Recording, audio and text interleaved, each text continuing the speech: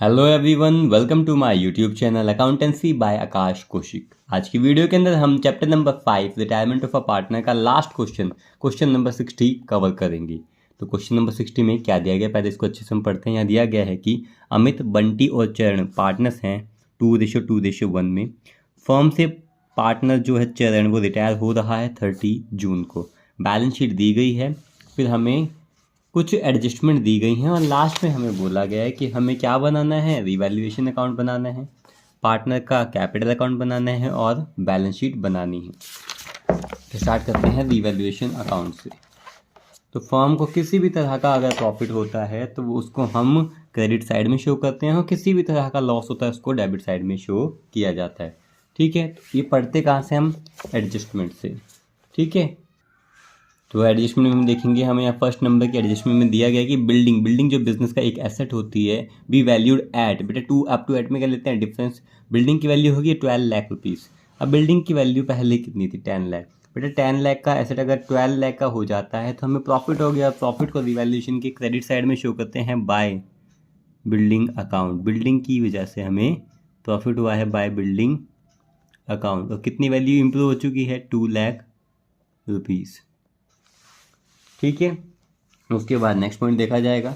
यहाँ दिया गया है इन्वेस्टमेंट, ये भी बिजनेस का एक एसेट होता है। इस will be valued at, two up to eight में क्या लेते हैं डिफरेंस। बिल्डिंग की वैल्यू होगी है 1 लाख, बिल्डिंग नहीं, इन्वेस्टमेंट की वैल्यू हो चुकी है 1 लाख। बेटा इन्वेस्टमेंट पहले थी 125, इसकी वैल्यू कम हो गई है तो लॉस हो गया। टू इन्वेस्टमेंट, वो भी कितनी वैल्यू का, 25,000 रुपीज़ का इन्वेस्टमेंट, 25,000।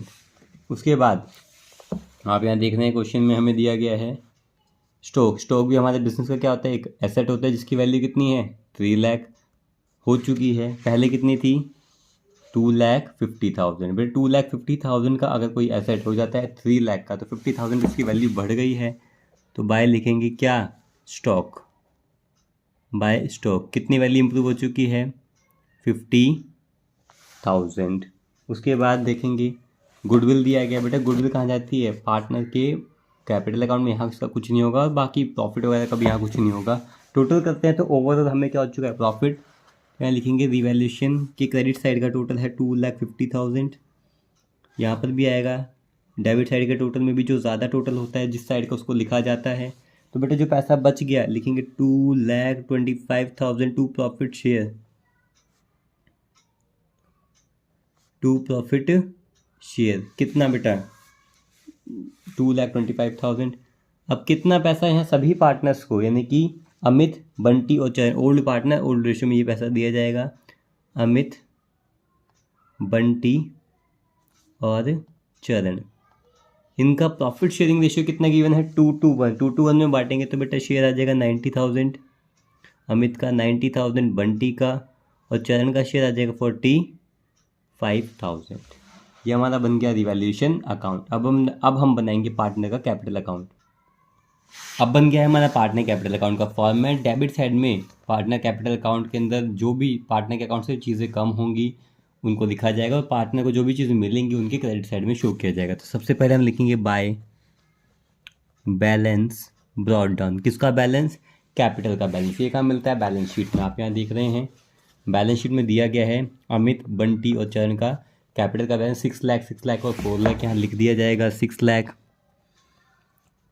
6 लाख और 4 लाख। उसके बाद देखेंगे रिवैल्यूएशन का प्रॉफिट था या लॉस। तो रिवैल्यूएशन का क्या था, प्रॉफिट था। बेटा लेफ्ट से कहाँ जाएगा, राइट में जाएगा, क्योंकि ये पैसा पार्टनर को मिलेगा। और बाय कौन से अकाउंट से आ रहा है, ये रिवैल्यूएशन अकाउंट से आ रहा है। लिखेंगे बाय रिवैल्यूएशन अकाउंट, ब्रैकेट में लिखा जाएगा प्रॉफिट। कितना, 90,000, 90,000 और 45,000।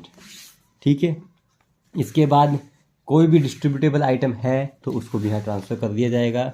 बिल्कुल दिया गया है, क्या दिया गया है, एम्प्लॉयज़ कंपनसेशन रिजर्व दिया गया है, जनरल रिजर्व दिया गया, ये हैं। तो इनमें हमारे डिस्ट्रीब्यूटेबल आइटम्स वो भी दे रखे हैं। ठीक है, कितना है, 1 लाख रुपीज़।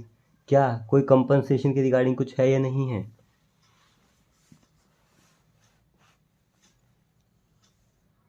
कुछ भी नहीं है। तो यहाँ लिख देंगे बाय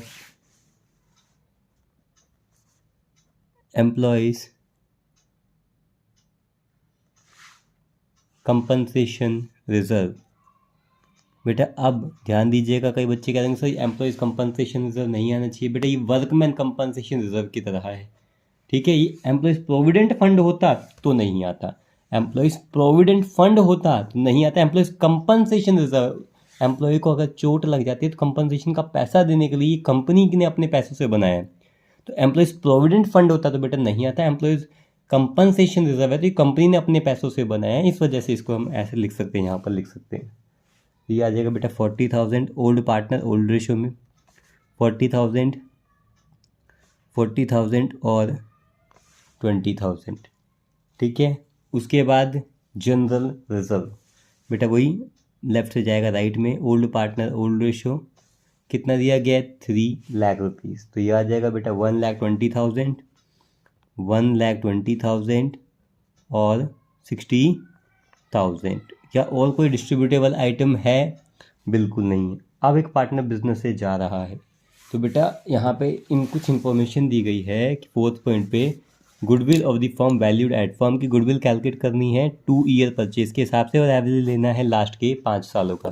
तो पहले तो हम कैलकुलेट करेंगे लास्ट के 5 सालों का एवरेज, क्योंकि गुडविल का फर्म की गुडविल को कैलकुलेट करने के लिए पहले हमें लास्ट के 5 ईयर्स की गुडविल को कैलकुलेट करना पड़ेगा, जो कि हमें दी गई है 2 lakh plus 2,35,000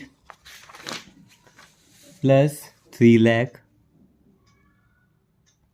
plus 2,75,000 plus last है हमारे पास 3,25,000। डिवाइड करेंगे इसको, कितने साल की गुडविल हमने यहाँ लिखी है 1 2 3 4 5, डिवाइड किससे किया जाएगा 5 से। तो इन सभी का जो टोटल आ रहा है वो आ रहा है 13,35,000, 13,35,000। डिवाइड करेंगे आप 5 से, इसको सॉल्व करने पे आ रहा है हमारा 2,67,000। ये एवरेज प्रॉफिट आ गया लास्ट के 5 सालों का, लास्ट के 5 ईयर्स का हमारा एवरेज प्रॉफिट आ गया। अब हम कैलकुलेट करेंगे फर्म की गुडविल। फॉर्मूला क्या होता है, average profit multiply purchase year. तो एवरेज प्रॉफिट कितना आ गया था 2,67,000, आप इसको मल्टीप्लाई करेंगे परचेज ईयर से। तो आपको पता है कि क्वेश्चन में पॉइंट नंबर 4 में दिया गया था परचेज ईयर कितना है 2। तो बेटा हमारा पूरे फर्म की जो गुडविल आ चुकी है वो कितनी आ चुकी है 5,34,000। जब एक पार्टनर रिटायर हो रहा है, पार्टनर जब रिटायर हो रहा है, कौन हो रहा है, चरण रिटायर हो रहा है, तो चरण का शेयर उसको दिया जाएगा। तो पूरे फर्म की गुडविल थी 534 और चरण का प्रॉफिट शेयरिंग रेशियो में प्रॉफिट शेयर कितना था, चरण का था 1/5। तो चरण का प्रॉफिट शेयर कितना बनता है, चरण का प्रॉफिट शेयर बनता है 1,06,600, 1,06,600। ये पैसा किसको दिया जाएगा, चरण को दिया जाएगा गुडविल का पैसा। गुडविल का पैसा पे कौन करता है, रिमेनिंग पार्टनर पे करते हैं, वो भी गेनिंग रेशियो में। तो रिमेनिंग पार्टनर कहें या गेनिंग पार्टनर कहें, कौन बचेंगे, अमित और बंटी। तो लिखेंगे अमित कैपिटल अकाउंट डेबिट, फिर लिखा जाएगा Bunty's capital account debit to. Retiring partner कौन है, चरण कैपिटल अकाउंट। चरण को गुडविल का कितना पैसा दिया जाएगा 1,06,800। बेटा ये हमारा 800 है, सॉरी ये हमारा है 800, 1,06,800। अब आप ये देंगे कि किस रेशो में दिया जाता है, गेनिंग रेशो में। आप देखेंगे अमित बंटी और चरण में से ये जो पार्टनर से तीनों 1:1 में थे, इनमें से कौन रिटायर हो गया, चरण रिटायर हो गया। तो बच कौन गया, अमित और बंटी 1:1 में। तो बेटे जो पैसा दिया जाएगा वो 1:1 में दिया जाएगा, अमित और बंटी इक्वली इसको पैसे को देंगे, ठीक है, रिटायरिंग पार्टनर्स को। तो शेयर कितना है 53,400, 53,400। अब इस एंट्री को क्या करेंगे, हम पोस्ट कर देंगे। तो बेटा ये चरण क्रेडिट साइड में लिखा है, जर्नल एंट्री में कहाँ लिखा है, क्रेडिट साइड में, तो ये कहाँ जाएगा, डेबिट में। लिखेंगे 2 चरण कैपिटल अकाउंट, पैसा किस में जाएगा, अमित में और बंटी में। कितना 53,400, 53,400। और बेटा ये दोनों कहाँ लिखे हैं? डेबिट में। ये कहाँ जाएंगे? क्रेडिट में। By Amit capital account, by Bunty's capital account. कितना है? 53,400, 53,400। ठीक है। उसके बाद बेटा और कोई जानकारी है हमारे पास? हम एक बार क्वेश्चन में चेक करेंगे। तो क्वेश्चन में देखते हैं बेटा, हमने यहाँ था चरण का प्रॉफिट का पैसा भी देना है। किस चीज़ का पैसा देना है? प्रॉफिट का पैसा देना है। तो Charan share of profit up to the date of retirement be calculated on the basis of average profit of the preceding 3 year. Average last के 3 सालों का एवरेज निकाल कर उसको बेस मानकर चरण को प्रॉफिट का शेयर दिया जाएगा। तो बेटा यहाँ लिखेंगे कैलकुलेशन ऑफ चरण शेयर ऑफ प्रॉफिट। आखिर चरण को प्रॉफिट का कितना हिस्सा दिया जाएगा? तो सबसे पहले तो लास्ट के 3 सालों का जो एवरेज प्रॉफिट हम निकाल रहे हैं वो लास्ट के 3 सालों का एवरेज निकाला जाएगा। और लास्ट के 3 ईयर्स का एवरेज दिया गया बेटा। पहले तो लिखेंगे यहाँ पे लास्ट के 3 ईयर्स का क्या है? 3,25,000। ठीक है। उससे लास्ट ईयर का प्रॉफिट कितना है? 2,75,000। उससे लास्ट ईयर का प्रॉफिट है 3 लाख। इसको डिवाइड करेंगे आप, जितने सालों का प्रॉफिट आपने लिखा है 1 2 3 लिखेंगे। अब यहाँ आप इसको टोटल करेंगे। ये टोटल कितना आ जाएगा हमारा? ये आ जाएगा 9 लाख डिवाइड बाय 3। बेटा लास्ट के 3 सालों का जो एवरेज प्रॉफिट है वो कितना आ चुका है? 3 लाख रुपए। इसमें चरण का शेयर कितना है? तो यहाँ लिखा जाएगा, पहली बात तो फॉर्मूला क्या होता है? प्रॉफिट इंटू में टाइम इंटू में हिज शेयर या हर शेयर। तो प्रॉफिट इंटू में टाइम इंटू में चरण शेयर, प्रॉफिट इंटू में टाइम इंटू में चरण शेयर। प्रॉफिट कितना है? 3 लाख रुपए। इंटू में टाइम कितना है? तो बेटा टाइम के बारे में इंफॉर्मेशन जो दे रखी है, हमें बता रखा है यहाँ पर कि पार्टनर रिटायर हुआ है जून को। तो बेटा अप्रैल मई जून, 30 जून को रिटायर हुआ है तो 3 महीने। यहाँ आएगा 3/12 इंटू में उसका शेयर कितना है? उसका शेयर है बेटा, यहाँ पर शेयर दिया है 1/5। अब इसको सॉल्व करेंगे तो ये कितना आ जाएगा? 15,000 रुपये, 15,000 रुपीज़ प्रॉफिट का शेयर आएगा। तो ये किसको दिया जाएगा? चरण को प्रॉफिट का शेयर। तो बेटा यहाँ करेंगे, लिखेंगे बाय। अगर किसी भी पार्टनर को कोई भी पैसा मिलता है तो उसके क्रेडिट साइड में दिखाते हैं by profit and loss suspense account. अगर इन बिटवीन कोई पैसा दिया जा रहा है तो बेटा प्रॉफिट का वो एग्जैक्ट वैल्यू नहीं होगी, वो सस्पेंस ही होगी। सस्पेंस अकाउंट कितना पैसा दिया हमने चरण को? चरण को प्रॉफिट का पैसा दिया जाएगा 15,000, 15,000 रुपये। ठीक है। क्या और कुछ है? नहीं है। क्या क्वेश्चन में ये बताएगा सारी पेमेंट हो चुकी है? बिल्कुल नहीं। सबसे पहले रिटायरिंग पार्टनर शेयर का प्रॉफिट कैलकुलेट करेंगे। तो रिटायरिंग पार्टनर का शेयर यानी कि चरण का शेयर करेंगे क्रेडिट साइड का। तो ये बन रहा है 6,96,800, 6,46,800। यहाँ लिख दिया जाएगा 6,46,800।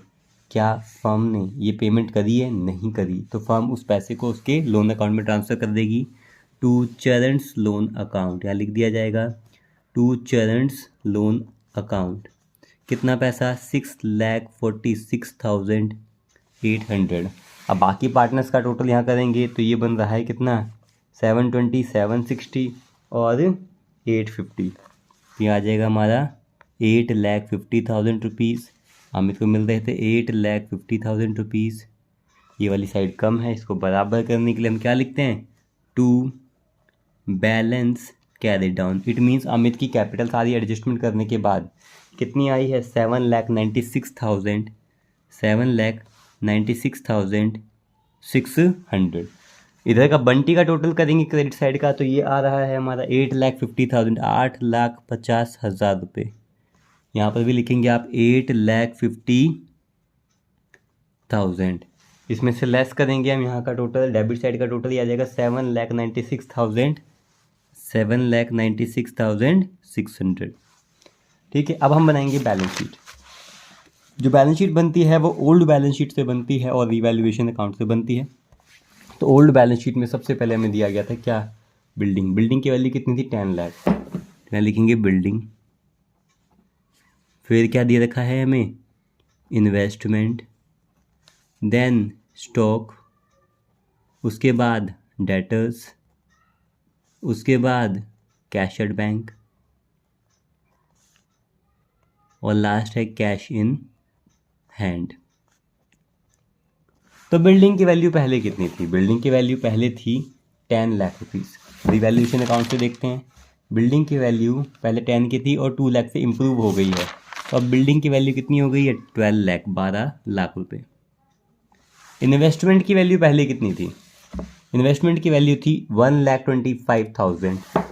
अब 1,25,000 इसकी वैल्यू थी, इन्वेस्टमेंट की वैल्यू 25,000 से कम हो गई है। तो अब वैल्यू कितनी रह गई है, 125 से 25 कम हो गई, तो कितनी वैल्यू रह गई है, 1 लाख रुपीज़। उसके बाद स्टॉक की वैल्यू थी 2,50,000 रुपीज़, 2,50,000 रुपये स्टॉक की वैल्यू थी, है ना।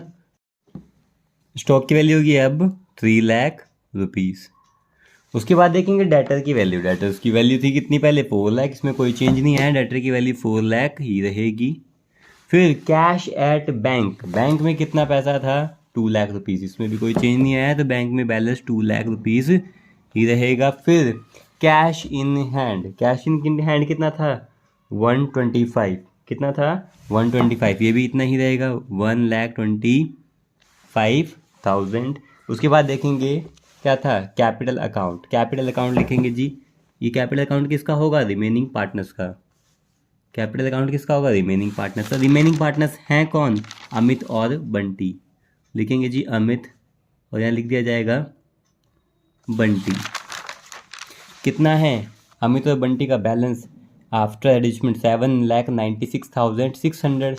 यहाँ लिख दिया जाएगा 7,96,600 अमित में भी और 7,96,600 बंटी में भी।